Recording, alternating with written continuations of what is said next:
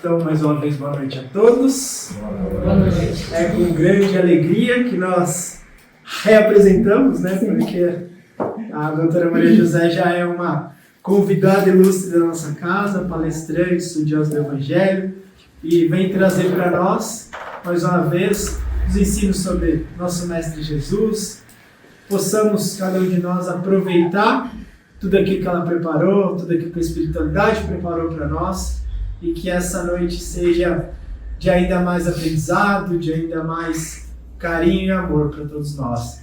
Então, que suas equipes, seu mentor, que Jesus te ilumine para poder trazer para nós mais um pouco de seu conhecimento. Muito obrigado.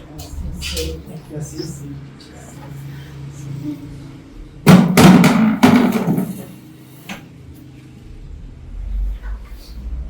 Boa noite. Boa noite. Eu que agradeço o convite, a lembrança que tiveram em torno do meu nome. É uma alegria voltar aqui. Eu me sinto da casa e é uma satisfação muito grande mesmo. Todos nós irmanados, todos nós nos conhecendo, todos nós vibrando. A música que nós cantamos diz isso, né? Quanta luz, quanta vibração. Então, cada um, né? Todos nós e cada um, somos uma tocha de luz. Quanto mais irradiarmos, melhor para todos. Todos se beneficiam com a nossa luz, inclusive nós mesmos, né? Os principais interessados em termos harmonia, paz, aprendizado, né? Estarmos sempre voltados uns para os outros, porque nós temos que viver em comunidade em relação aos encarnados e aos desencarnados também, né? Que tanto nos auxiliam, que tanto nos orientam, nos motivam, nos impelem, né, para fazer determinadas tarefas, que às vezes a gente não sabe nem de onde vem, mas agradece, né? Eles não se identificam, mas nós sentimos a presença e a influência deles na nossa vida, para mostrar direção, para sugerir inovação, renovação, fé, né? Então, estamos todos com essa sensação de comunidade fraterna. Somos, cada um de nós, um grãozinho de areia, mas quando juntos formam uma praia, né?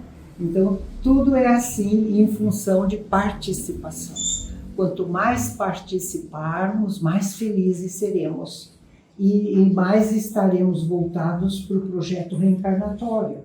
Porque temos que estar sempre ligados, né? Porque voltamos, para que voltamos, o que temos que desenvolver nesta encarnação. Não vamos perdê-la, porque é de extrema importância para o nosso espírito.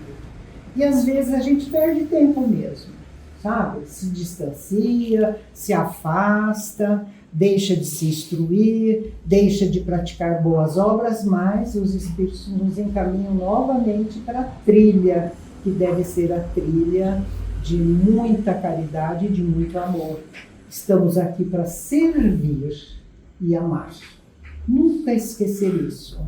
Sou um servidor e sou um amante, amante da obra da criação. Tudo que foi criado por ele, eu amo. Tudo. Os meus semelhantes, a natureza, as plantas, os animais. Tudo que existe é obra divina. Então eu me submeto, agradeço e faço o possível para estar adaptada, para estar protegendo a obra da criação. Muito bem. Quando nos convidam para fazer uma palestra, a gente fica assim: qual será o assunto?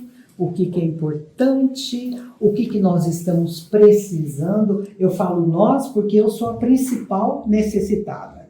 Então eu busco para cá, busco para lá, vou fazendo uma pesquisa no Evangelho, até que de repente algo surge e fala: é aqui. É aqui que nós estamos precisando. E hoje, né, eu trago para vocês o capítulo 15. Capítulo 15. Todos nós lemos o Evangelho em casa, né? Alguém está se lembrando do capítulo 15? Também é demais, né? É demais. Fora da caridade não há salvação. Exatamente isso. E meditando sobre o assunto, antes de lê-lo, né? Porque a gente dá uma parada para meditar, né? O que é caridade? O que é salvação? Por que ele afirmou isso? É uma afirmação que é realmente forte, categórica. Ele não perguntou nada, não sugeriu nada, ele afirmou, né?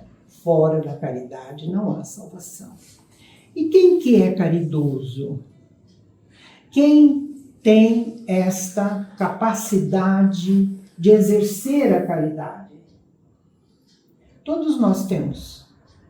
Mas estamos exercendo de acordo com a necessidade do momento, da situação mundial, da situação do planeta, da situação da minha comunidade, da minha família e de mim.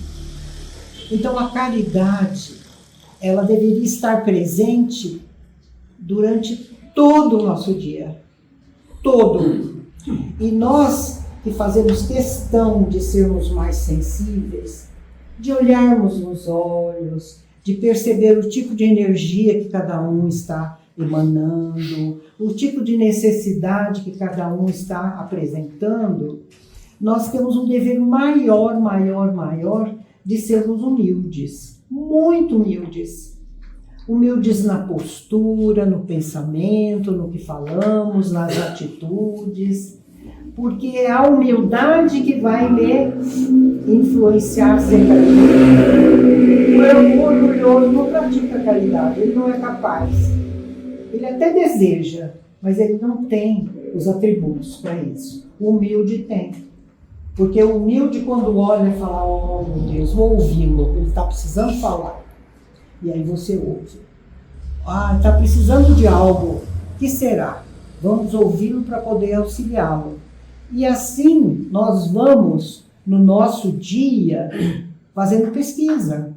Nós temos que pesquisar cada contato com o nosso semelhante, cada contato com os animais, cada contato com as plantas. Todos os seres vivos são sensíveis e nós recebemos deles energia e emanamos, né? Administramos energias para eles. Muito bom. Se não há salvação fora da caridade, eu preciso começar a exercê-la já. Porque eu quero ser salvo. Eu quero. Quem mais quer? Tem que haver um coro aqui, né? Dizendo todos nós queremos ser salvos, né? E o capítulo começa assim, né? O Filho de Deus tendo um diálogo. E o diálogo dele é o seguinte: fazer uma análise de toda aquela população que estava em torno dele, né? E ele fala assim: vou separar as ovelhas dos bodes. Eu não tenho nada contra os bodes, ninguém tem. Mas quando ele fala bode, você já pensa os maus, né? As ovelhas, os seres evoluídos, bons, né? E aí ele diz assim: o que eu preciso, né? Ou o que nós precisamos para evoluir, para melhorar, para sermos realmente seres humanos. A palavra humano é fortíssima, porque ser humano é ser realmente cheio de virtudes, né? E aí ele diz assim: as ovelhas vão comigo, vão ao Pai comigo, e porque elas, quando eu tive fome, elas me deram de comer. Quando eu tive sede, elas me deram de beber. Quando eu estava nu, me cobriram com roupa. Quando eu estava preso no cárcere, elas me visitaram. Quando eu estava doente, elas também me visitaram e me levaram medicação. Então, elas são as eleitas do meu pai. Aí, os bodes perguntaram, e nós? Vocês não fizeram nada disso. Quando eu estava com fome, vocês não me levaram comida.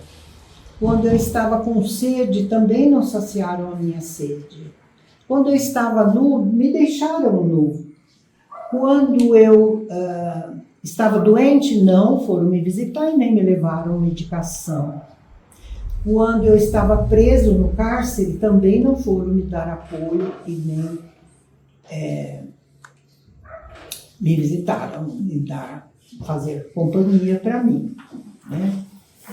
E aí ele disse assim, porque quando vocês fizeram isso, ou não fizeram para nenhum, era para mim que vocês não estavam fazendo. Aí ele generalizou completamente, como se todos nós fôssemos ele. Então, isso tem uma força maravilhosa, porque nós somos, sim, a semelhança dele, com todos os nossos defeitos, com todas as nossas limitações, com todas as nossas dificuldades evolutivas, mas ele deu meios para cada um para evoluir. Ele sempre deu a porta aberta, ele sempre sugeriu, ele sempre abençoou cada passo evolutivo nosso. Então, quando nós deixamos de oferecer algo ao nosso semelhante, quando deixamos de oferecer, é a ele que nós deixamos de oferecer. Percebem a profundidade disso? O quanto é importante uma reflexão em cima do que nós temos feito ou não feito pelos nossos irmãos? Onde é que está a nossa caridade hoje? Cada um de nós vai fazer uma análise íntima para ver onde nós estamos exercendo a caridade.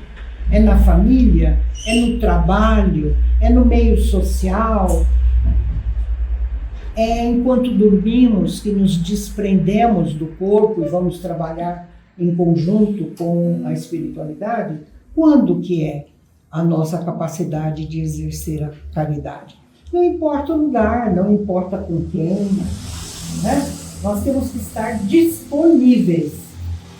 Se alguém precisa, estou aqui. Como que eu posso te ajudar? Quantas vezes nós falamos isso no dia? Como que eu posso te ajudar? Nós até influenciamos o outro para que ele fale, né? O que ele precisa. Porque muitos falam, muitos não falam. E você fica naquela situação de perceber logo, de entender logo, de querer se antecipar na ajuda.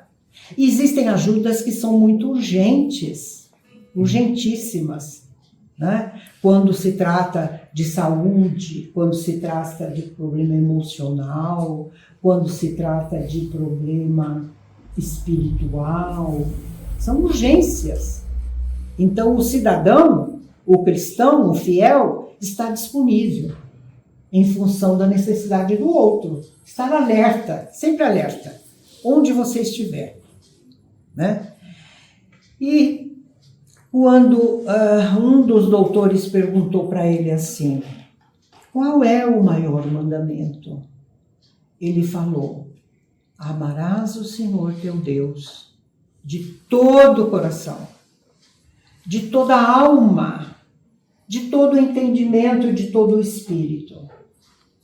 E ainda mais tem um segundo que completa esse.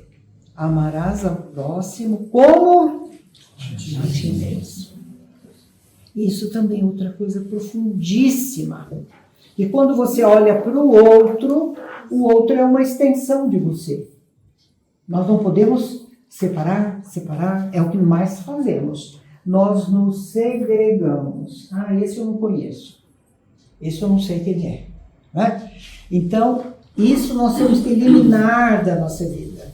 Todos somos irmãos, emanados pelos mesmos objetivos, desejando as mesmas coisas, tendo as mesmas pedras do caminho, todos nós com os nossos erros e com as nossas vitórias.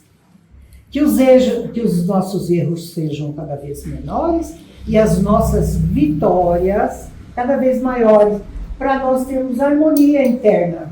Na intimidade, no coração, na alma, no espírito, estejamos em paz.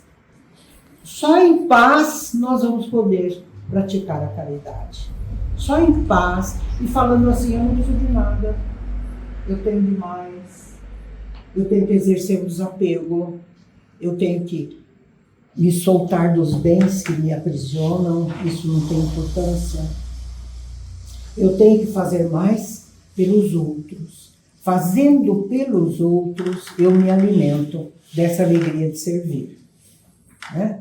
Então é uma coisa simples, mas temos que começar a insistir e efetivar mesmo, né? Essa sensação da necessidade de entrar na vida do outro, de socorrer, de dar a mão, de dar um abraço, de responder a algo carinhoso, afetivo, né? De envolver com um abraço amigo. Às vezes a pessoa que você abraça chora. Você fala, nossa, fui eu que provoquei o choro. Não, ela estava precisando de um afeto, de uma amizade profunda, de segurança. Quem de nós dispensa a segurança, né? Nós precisamos cada vez mais de estarmos serenos, tranquilos, apaziguados, sem medo. Porque eu digo que o medo é um vilão. O medo atrapalha. O medo nos inibe. O medo paralisa. Tem gente que não faz nada porque tem medo. Ah, se eu fizer isso vai acontecer aquilo, se eu fizer isso vai acontecer aquilo outro. E não faz nada. Não podemos nos anular e nem anular a capacidade de servir. Nós temos que estar sempre disponíveis. Uma ocasião, eu era jovem, logo que eu cheguei aqui, hoje a querida amiga perguntou, você é daqui? Eu falei, eu fiquei em dúvida assim, mas eu falei, não, eu vim para cá, não sou daqui. Né? Mas vim em 67, ela disse, ah, então você já é daqui. E vim recém-formada, cheia de sonhos, cheia de desejos, querendo me afirmar como profissional. E a primeira coisa que eu precisei foi de um carrinho, porque Rubião é longe, a gente ia de ônibus, perdi horário, era um sacrifício danado, e um poeirão, era uma situação assim, estrada ruim. Aí comecei a ganhar, a faculdade me contratou, comecei a ganhar, juntei um dinheirinho e comprei um Volkswagen 68 vermelho, Fuscão. Aí, bom, meus pais morando em São José do Rio Preto, quando tinha feriado, né, um feriado mais prolongado, eu ia para lá visitá-los. E numa ocasião assim, eu saindo para viajar, tem um posto de guarda logo na saída. O guarda me deu a mão, eu já abri o porta-luva, pegar o documento, porque a gente sabe que quando dão a mão, eles querem os documentos.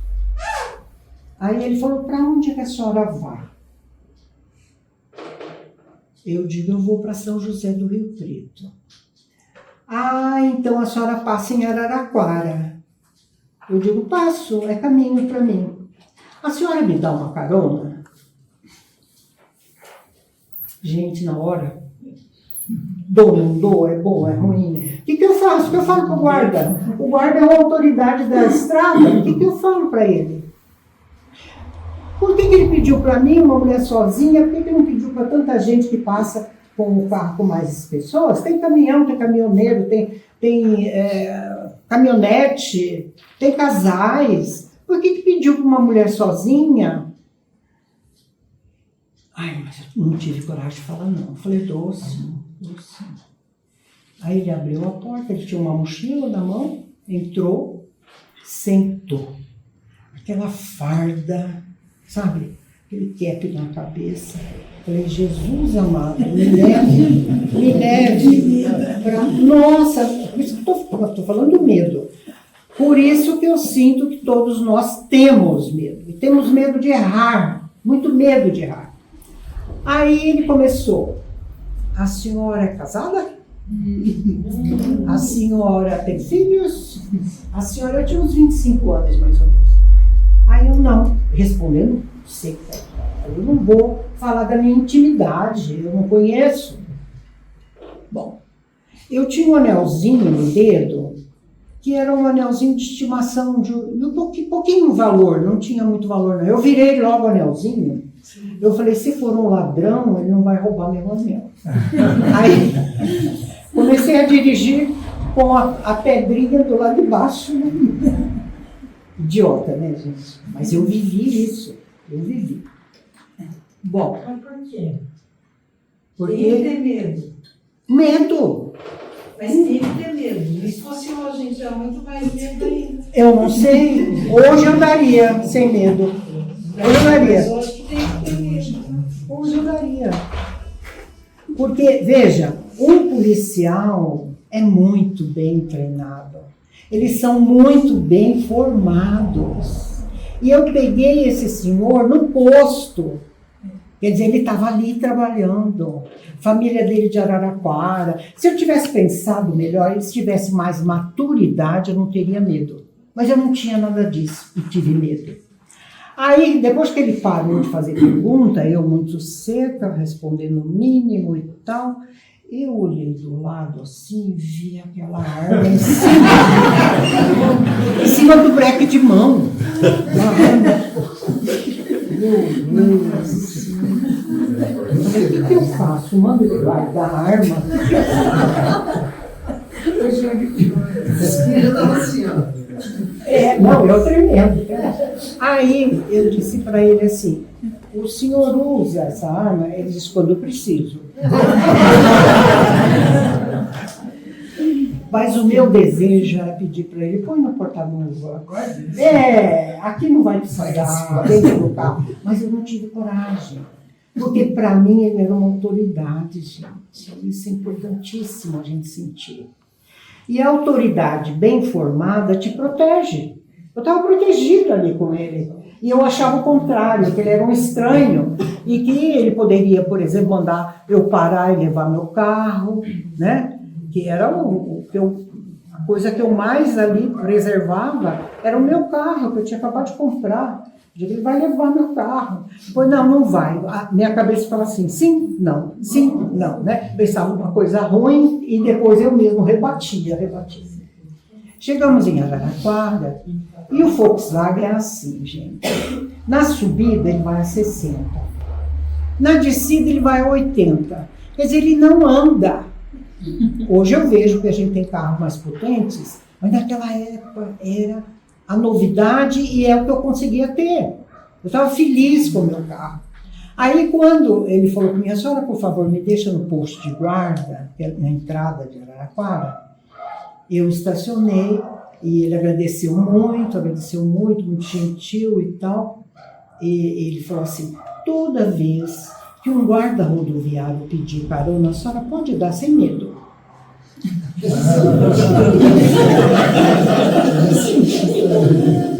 Quer dizer, foi pior para ele. Ele sentiu meu medo a viagem inteira. Você percebe como uma coisa é conectada? Não tem como você falar, não, para mim foi ótimo, ele pediu carona. Não, eu sofri. Suava. Quando a gente passava em algum posto, ele falava, a senhora precisa parar? Não precisa. Foi medo. Então o medo, ele atrapalha, ele tira a nossa iniciativa. Bom, cheguei em casa. Eu sou filha mais velha, tudo que é pesado caiu em cima de mim, né? Aí eu contei pro meu pai. Falei, ó, pai, aconteceu isso, assim. Que absurdo! Mas esse guarda não podia ter pedido carona para você, uma jovem sozinha. Você não devia ter aceitado esse homem no carro, mas me recriminou ao máximo. Aí eu vi que eu já tinha virado de lado e comecei a defender o guarda. Falei, não, papai, é uma autoridade. idade, ele estava de farda, ele tinha um revólver na cintura. O que mais me impressionava era o revólver. E aí nós ficamos os dois, ele falando que eu era uma doida, né? E eu falando que eu era caridosa, que eu tinha dado carona. Entenderam? Então, até para praticar caridade, nós temos conflito. Às vezes você fala, eu não tenho nada com isso, não vou me envolver, né? Não vou me envolver. Uma ocasião, nós voltávamos, aí eu já era casada e não tinha filhos ainda. Voltando pelo Washington Luiz, de São José do Rio Preto para cá, na nossa frente tinha uma Brasília azul, e essa Brasília entrou debaixo do caminhão e nós vimos, nós estávamos atrás. Aí os dois pararam, o caminhão parou, a Brasília parou, meu marido parou no acostamento, aí eu já tinha um carmanguia vermelho, eu já tinha melhorado. Já juntei o salário dele com o meu, comprei um carro mais possante. Bom, aí ele falou assim para mim, você fica aí no acostamento que eu vou dar uma olhadinha. Foi lá, ele viu que o motorista estava com uma secção no pulso, acho que no impacto, né, teve um corte profundo no pulso. Aí em seguida chegou o guarda rodoviário com a viatura, e aí meu marido falou para o guarda assim, olha, eu sou médico, e é esse senhor que precisa de socorro imediato. Os outros só estão assustados. Tinha 2 crianças que gritavam, tinha uma mulher com o olho regalado, porque ela não entendeu nada, ele levou aquele susto, e só. Então esse senhor, vamos levar para Catanduva, era pertinho, né, 20 quilômetros, porque ele precisa imediatamente de uma cirurgia, senão ele vai perder a mão, e a mão direita. O guarda, vamos. Aí estava passando um rapazinho do tiro de guerra, e o meu marido falou assim, para ele, você está ocupado? Ele falou, estou. Ele falou, ai, que bom, então vem aqui. Você vai me ajudar a tirar esse senhor do carro. Era o guarda, o rapazinho e mais o Tadeu, né, meu marido. Puseram ele na caravana, era um carrão do guarda, baixaram o banco atrás e levaram. Bom, e eu? O que aconteceu comigo? E eu? Começou a escurecer. E eu, dentro do carrão. Fiquei lá, assim, nossa, casamento é isso? Me largou, sozinha. Me abandonou na estrada. Que é isso? Né? E não pensei no que ele estava fazendo, que era urgente. Eu estava bem, não tinha machucado, não tinha nada, só estava com medo de ficar na estrada. Né? Aí pensei assim, vou para Catanduva, vou ver onde eles levaram, qual hospital. Na Catanduva tem 2. Na entrada tinha o Padre Albino, cheguei lá, perguntei, não tem nada aqui não veio nem o guarda nem o doente. Falei, então é o outro. Fui no outro, a recepcionista falou, tem sim. É um caso de um senhor que teve uma fratura no pulso, estão operando. Eu falei, por acaso você sabe quem é que está dando anestesia? Eu não conheço. Falei, então é meu marido. Ele estava lá. Aí sentei na sala de espera e assim, passaram-se 5 horas. E eu ali esperando.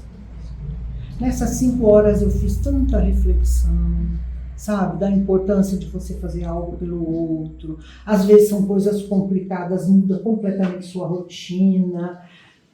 E fiquei pensando. Bom, de repente ele saiu, olhou para mim e falou assim, vamos. Ele nem percebeu que eu saí da estrada e fui para o hospital. Para ele era uma coisa tão banal, tão natural. Quer dizer, só eu tive aquela sensação do abandono, né? Só eu tive. E aí, bom, passaram-se os anos. Muitos anos, uns 30 anos mais ou menos. Aí meu marido recebeu uma carta. E esta carta era do indivíduo que estava dirigindo a Brasília e que foi socorrido e que fizeram a cirurgia de urgência e ele ficou bom. Uma carta linda, linda, linda, falando da rapidez que ele foi socorrido, que foi Deus que mandou ele lá, e sabe aquela coisa profunda de gratidão. Nós ficamos emocionados, dizendo: eu sou professor de português de Catanduva, meu nome é tal. Ele se apresentando. Bom, aí para nós foi uma alegria. Que bom que ele também, né, foi beneficiado, que deu tudo certo, que está bem, que a mão está funcionando bem. Porque essas coisas você tem que ligar vaso por vaso, nervo por nervo, é um negócio que às vezes não dá certo, mas deu certo. Aí nós fomos trabalhar na Faculdade de Medicina de São José do Rio Preto, ficamos lá por 2 anos. E Tadeu tinha os residentes. E tinha um residente dele, cujo sobrenome era Molina, que era um residente alegre, era um residente assim, descontraído. Professor, desses que chegam bem perto. Falei assim: professor, o senhor socorreu meu pai na estrada. Tadeu voltou no tempo, falei: meu Deus, será que é o filho daquele senhor que cortou o pulso e tal? Aí foi pesquisando e era. O meu pai quer ver o senhor. Ele quer fazer uma visita para o senhor. Aí eles combinaram, né? Porque o pai dele era de Catanduva, né? E ele trouxe o pai, levou lá no hospital e eles se encontraram. Imagina como foi. Aquela gratidão, aquela alegria, aquela amizade profunda, aquela coisa que liga, né? Então, aí ele foi na minha sala e falou assim: eu precisava falar para você que o Molina é filho daquele senhor que eu socorri e tal. Eu falei: por que você não trouxe aqui para eu conhecer? Eu falei, novamente liguei de fora. Novamente fui cortada, né? Isso para mostrar a nossa posição, né? Que não é confortável a nossa posição, né? A gente administra tudo isso, entende, né? E perdoa, e acha que às vezes não mereceu, não fiz nada por ele, né? Mas seria uma alegria revê-lo também saudável, bem, né? Então veja como a vida nos traz para lá e para cá, nos cruza, né? E quando a gente pratica a caridade, fica um elo tão profundo de conexão de quem fez e de quem recebeu. E aquele que recebeu, que se acha beneficiado, não sabe o quanto aquele que fez recebeu. Porque ambos são beneficiados. Aquele que faz a caridade tem um mérito natural, por isso que ele tem que ser humilde. Para ele não ter aquele orgulho, fui eu. Não. Eu fiz porque eu estava ali naquela hora.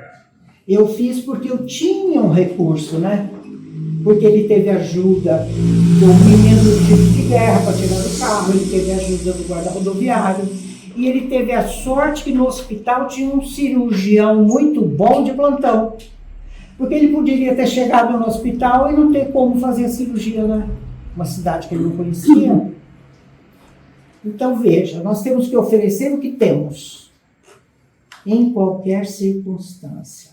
A melhor possível é querer servir. Quando você está disponível para servir e amar, você encontra uma maneira de solucionar qualquer dificuldade. Qualquer. Entenderam? Então a beleza desse capítulo está no despertar para exercer a caridade. A caridade, ela existe já dentro de nós. Quando existe a ocasião de exercitá-la, nós temos que estar prontos. Não vamos falar não. Né? Eu nunca falaria não para o guarda. Meu marido nunca falaria não para o socorro que ele prestou. Né? Também aconteceu conosco, o Camangui era um carro muito visado. Os guardas mandavam parar toda vez que a gente passava. Porque achava que era carro de boy, né? De boy. E aí, É um carro esporte da Volkswagen. Baixinho, é para correr mesmo, né? E muito baixo que pegava embaixo. No fim, a gente viu que não dava. Nasceu Isabel, não tinha lugar para botar o carrinho dela. Então, era carro mesmo de jovem. E o guarda parava. Então, nos parou, meu marido falou, de novo, parando a gente. Fiz uma cara pro guarda, né? Aí falou assim, o senhor está parando todo mundo? O guarda falou, não, senhor, só aqueles que eu acho que devo.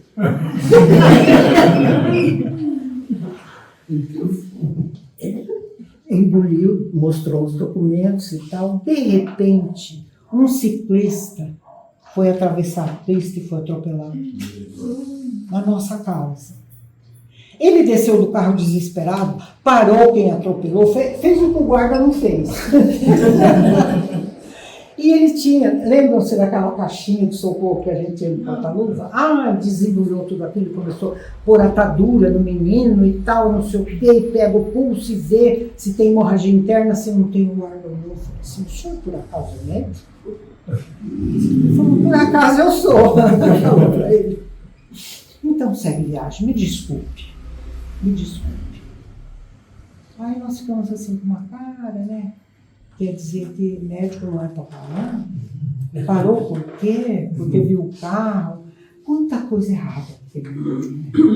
Quanta interpretação equivocada. Quanta. Meu marido ficou bravo, depois começou a ajudar o menino, já ficou bem de novo, saiu de lá satisfeito. Ai, que bom, não, que nós estávamos lá no guarda. Eu falei, você achou ruim porque ele te parou. Se você não estivesse lá, ninguém te teria socorrido o menino. É mesmo. Porque tudo é entrelaçado, né? Você tem que dizer, por que eu estou aqui agora? Né? Qual é a minha tarefa agora? Por que eu estou aqui agora? Né? E buscar a causa. Porque nós vivemos em função de causa e efeito. Então, se a causa existe, o efeito precisa ser bom. Né? Porque a causa é o estímulo. A causa é o fato. E o efeito é a resposta. Então, toda vez que você sai a campo para servir, você sai bem. Às vezes, muito melhor do que aquele que recebeu a caridade. Entenderam? Uma ocasião, nós estávamos em... Eu vou dar alguns exemplos que é para estimular o exercício da caridade. Estávamos em São José do Rio Preto, meus filhos eram pequenos, eu tenho 3, e a garagem da mamãe ficava no alto, assim, o carro ficava lá em cima. E tocou a campainha lá embaixo, e minha mãe falou assim, eu acho que é andarilho. Vai você lá, essas coisas são para você, falou para mim. Eu desci as escadas, fui lá, era um senhor humilde. Aí eu falei, o senhor deseja alguma coisa, eu posso ajudar em alguma coisa? Não, estou só olhando, como é bonito família, não. Eu falei, o senhor tem a sua. Não tem. Mas muitos anos que eu saí para a rua, não tenho família. Foi a opção do senhor? Foi, eu não estava bem na família, então eu saí, né? E estou melhor agora. E ele olhava as crianças girando em volta do carro, meu marido pondo a bagagem dentro do porta-malas. Daí ele virou e falou assim para mim, o chefe está aí, viu? E meu pai já era falecido. Aí eu fiquei muda. Falei, nossa, um homem evidente. Eu falei, o senhor está vendo? E ele está sorrindo porque ele está feliz. Ele está feliz porque a família está feliz. Ele tem a sensação que ele não fez falta. Ouvi. Aí ele disse, até mais, foi embora. Ou seja, parou ali para dizer que meu pai estava lá. Isso é caridade. Ele exerceu a caridade. Entenderam? Então, a caridade ela tem as várias formas. Desde coisas muito banais e simples, até as coisas bastante complexas, que envolvem muito trabalho, muito envolvimento. Né? Estão satisfeitos com exemplos? Sim. Então levem para vocês, meditem e exerçam a caridade. Porque a beleza da palestra está na mudança de cada um. Sabe? O que cada um capta e que cada um começa, né, a fazer aquilo que pretende, que é sempre trabalhar em função da evolução moral e espiritual. Nesse capítulo, Paulo, que era brilhante, para mim é um poeta, né? Ele fala assim: ainda que eu fale a linguagem dos anjos e dos homens, mas se eu não praticar a caridade, eu nada serei. Ainda que eu tenha força para transportar uma montanha de um lugar para o outro pela minha fé, se eu não exercer a caridade, eu nada serei. Ainda que eu tenha ele queria dizer um bronze, um símbolo batendo, ele queria dizer um sino. Por todo o barulho, toda a agressividade sonora que um sino tem, mas se eu não exerço a caridade, aquilo não significa nada para mim, né? E citou vários exemplos. Mesmo que eu doasse o meu corpo, que fosse queimado, o máximo da doação, para mim não teria importância alguma se eu não estivesse exercendo a caridade. Se eu doasse todos os meus bens, se eu não praticasse a caridade, não teria valor nenhum. Entenderam? Como a caridade é o carro-chefe, é o que vai, é o que motiva, é o que vai na frente, é o que estimula e que traz mais méritos. É o exercício da caridade. Quando que nós podemos exercê-la? Onde estivermos. Isso eu já falei, estou repetindo. Com quem? Com quem estiver próximo. Precisa ser conhecido? Não. É um ser humano. Precisou, estou ali. Precisou, eu estou disposto a me oferecer para resolver ou para amenizar. Porque às vezes a gente não tem poder de resolver, mas ameniza pelo apoio, pela solidariedade, né? Porque a caridade, ela não envaidece. Quem fica vaidoso, eu fiz isso, eu fiz aquilo, anulou tudo. Porque não cabe o orgulho, a vaidade dentro da caridade. O que cabe ali é a humildade. Humildade. E aí, veja bem, nós não temos que pensar muito para exercer a caridade, só nos deixar levar. Nós temos tanta ajuda da espiritualidade, né, que nos impele, que nos leva, que nos estimula, desperta no exercício da caridade. É bom vocês lerem o capítulo. Ele é vasto, ele é rico, tem também a comunicação dos espíritos, né? E se vocês tiverem alguma pergunta, alguma dúvida, a história do guarda ficou, né? A única pergunta que teve foi da jovem. Ela falou, por quê? Realmente, a cabeça da gente é o nosso mundo e nós temos que nos livrar dos preconceitos, dos medos, da maldade, da imprudência. Nós temos tanta coisa ruim dentro da nossa cabecinha que nós temos que eliminar, senão nós não vamos praticar a caridade. Então, ser puro, não ter medo, estar muito livre naquela ação, quer dizer, uma inocência muito grande. Agora, no mundo de hoje, nós podemos ser inocentes? Não. Cada vez menos, né? Até a criança, a gente já começa a colocar na cabecinha dela, né? Os perigos, os medos que ela deve ter, os cuidados, etc., para ela também se proteger. Porque o mundo está muito agressivo. E a caridade seria, né, o meio de diminuir a agressividade. Quer dizer, somos todos irmãos e nos amamos. Nós não podemos falar isso. Hoje ainda não. Ainda eu penso assim, Se Jesus voltasse e fosse meu filho, como que eu educaria? Jesus seria desajustado. Aí o que eu faria para educá-lo? Eu iria atrapalhar muito. Isso não pode, aquilo não pode, aquilo não pode, né? Quer dizer, toda aquela espontaneidade que ele mostrou quando ele veio, eu iria atrapalhar. Não estou preparada para ser mãe de Jesus.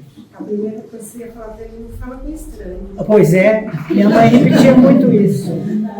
Não fala com estranhos. Mas eles falam. Também. E aí eu dizia para minha mãe, não tem estranho, mamãe, somos todos irmãos. Ela falou, de onde saiu essa menina? Ela ficava assustada, porque eu não tinha medo. Depois eu aprendi a ter medo, mas quando criança não tinha não. Então é isso, nós temos, né, hoje extremos, né? Temos extremos.